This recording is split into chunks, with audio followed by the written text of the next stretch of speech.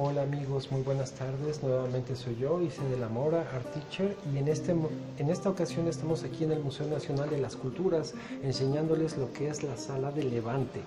Es decir, esto que ven atrás de mí, justamente en el suelo, la región levantina. Y se representa por medio de, ¿qué? De un árbol. Está representando ni más ni menos los árboles famosos de los montes del Líbano. Ahora, quiero que observen justamente en esta parte de la exposición cómo es que todo, las cédulas y el espacio del Museo Nacional de las Culturas ya no es de color rojo, como lo fue en el caso de Egipto, ni de color vino, se torna en color verde.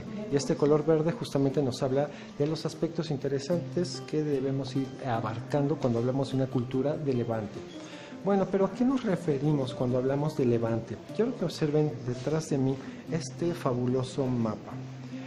Bueno, para ser específico, nosotros le conocemos como región de Levante, es decir, nosotros, los que nos gusta muchísimo este estudio acerca de la historia y la cultura, la conocemos como media luna de Oriente Próximo o región levantina, toda esta área, que va justamente desde Egipto, pasando por Oriente Medio, pasando por Judea, pasando por Israel, pasando por Canaán, pasando por el reino de Amán, pasando por los reinos mitanos, por Siria hacia el norte, y baja nuevamente en lo que es el lecho convergente de dos ríos, es decir, Tigris y Éufrates, lo que nosotros conocíamos antiguamente como la región de Mesopotamia.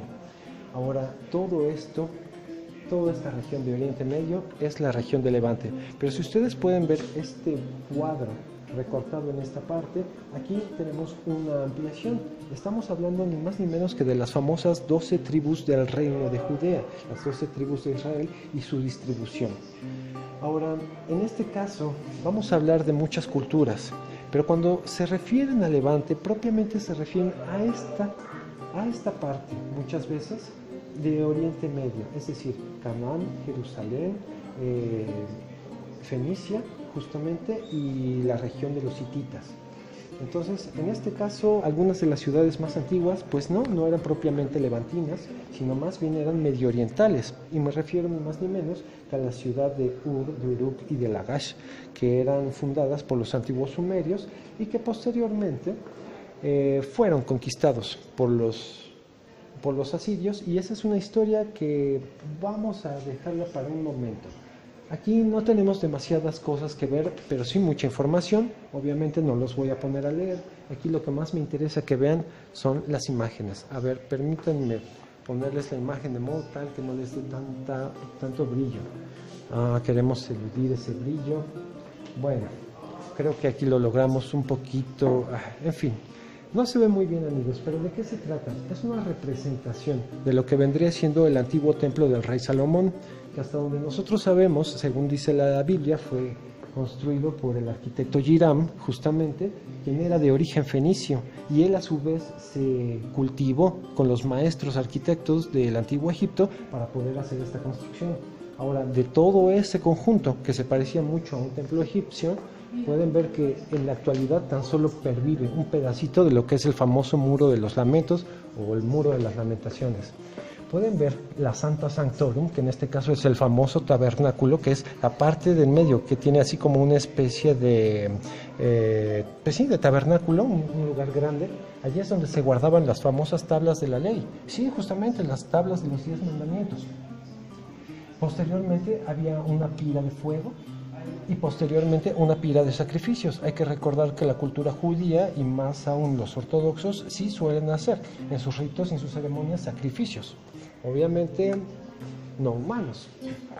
Ahora, en la parte de atrás tenemos algo súper interesante. Me llama muchísimo la atención que ustedes puedan observar, contemplar y cultivarse al ver el arte que hacían los antiguos fenicios con el vidrio.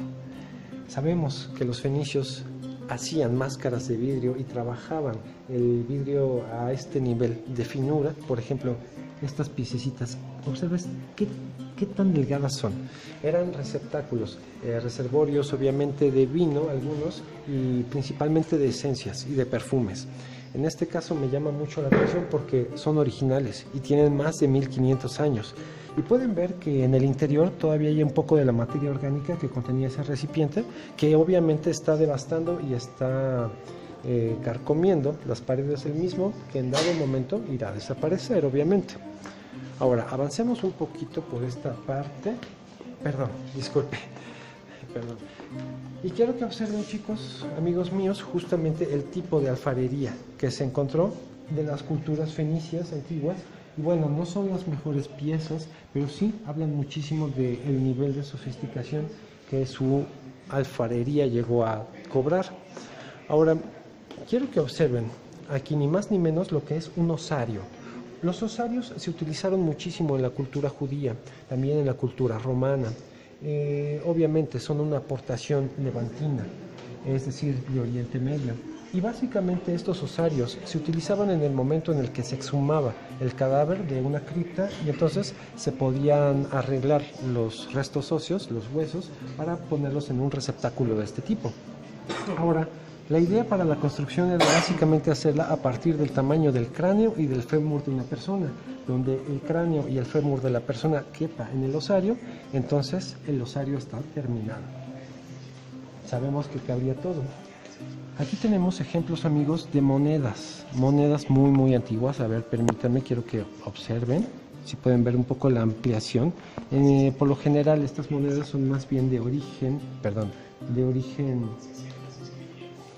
romano, y sabemos algo curioso acerca de ellos. Mucha gente pobre que trabajaba asalariada de aquel entonces, resulta ser que no contaban con bolsillos, es decir, no tenían ropa, no tenían pantalones, eran gente sumamente pobre, y era muy común que este tipo de moneditas, por el tamaño y el peso que implican, las guardaban en su boca. Posteriormente iban al mercado, compraban y listo, te pago con mi monedero automático. Aportación de las culturas levantinas, amigos, también es esta, la de las famosas lámparas de aceite, sí, como la lámpara de Aladino, justamente. Nada más que aquí me llama la atención que observen que bien podrían ser unas de cera, otras de aceite y otras de sebo. Y gracias al material que se está combustionando puede darles una luz a lo largo de toda una noche. Lo que tenemos allá al fondo, amigos míos, es algo muy interesante. Todos estamos muy interesados viendo lo que son los antiguos restos de los rollos del Mar Muerto, de la cueva de Qumran.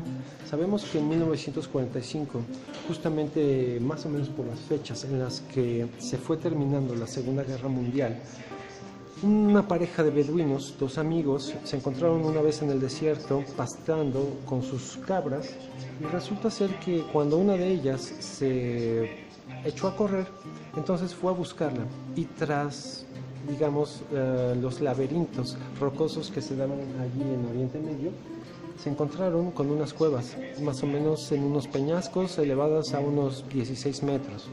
Decidieron entrar a ellas porque supusieron que era probable que pudieran haberse encontrado en su interior restos de algún tesoro. Sin embargo, no, se encontraron estas vasijas y algunos rollos de láminas de cobre y algunos rollos de láminas de papiro y algunos otros de láminas de cuero. Los hombres no le dieron mucha utilidad, utilizaron el cuero para sus sandalias, pero el resto, a final de cuentas, la comunidad internacional los fue rescatando poco a poco para develarnos, a final de cuentas, que en los restos de los rollos del Mar Muerto se encuentra ni más ni menos la alusión a un personaje importante dentro de la secta de los esenios, quienes eran antiguos místicos. Obviamente separatistas, digamos, del gobierno del Sanedrín oficial de los judíos, pero que estos esenios de alguna manera guardaban la cultura, guardaban de alguna manera la enseñanza mística, la enseñanza mágica que ellos podrían haber obtenido a lo largo de siglos, y obviamente eran una secta perseguida al igual que los famosos judíos celotas. Pero aquí nos hace la alusión de un personaje llamado Isa, que nosotros consideramos bien podría haber sido Jesús, uno de sus grandes líderes. Por último, de la región de Levante me interesa que vean este cuadro interesantísimo. Este árbol básicamente es el tronco de cómo es que todas las lenguas romances y las lenguas modernas provienen justamente del mismo tronco. Observen ustedes, amigos, cómo es que del proto-cananeo Hacia el 1800 a.C., nosotros vamos a partir de una iconografía de tipo pictográfica, sofisticándola a convertirla al estilo ugarítico, que ya es más bien de tipo cuneiforme, más o menos hacia el 1800 también, y posteriormente del ugarítico, es decir, la lengua que se hablaba en Ugarit, una de las ciudades en Medio Oriente, de las más antiguas. Entonces viene el enorme tronco fenicio, y este enorme tronco fenicio está tan extendido gracias a la habilidad naval y comercial de los fenicios. Es decir, hacia el 1450 los fenicios desarrollaron sus flotas, y a partir del fenicio el arameo que hablaba Jesucristo se habla, y a partir del fenicio el latín que hablaban los romanos se habla, y a partir del fenicio el griego y el etíope, que se habla incluso el etíope en la actualidad, y el griego pues obviamente es parte de lo que se habla en griego en Grecia, y de allí del griego el cirílico, que es el idioma, vaya, que se habla en Rusia, que a final de cuentas nosotros sabemos que fue inventado en la Edad Media, por ahí del año 900, por el santo San Metodio.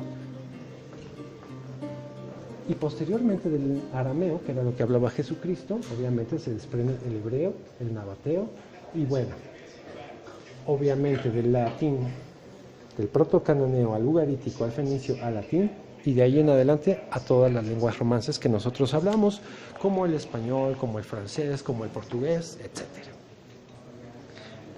Amigos míos, esto fue todo de momento. La verdad, la sala de Levante es bastante pequeña, nos da unas ideas de qué es, pero las piezas de color verde se nos están terminando.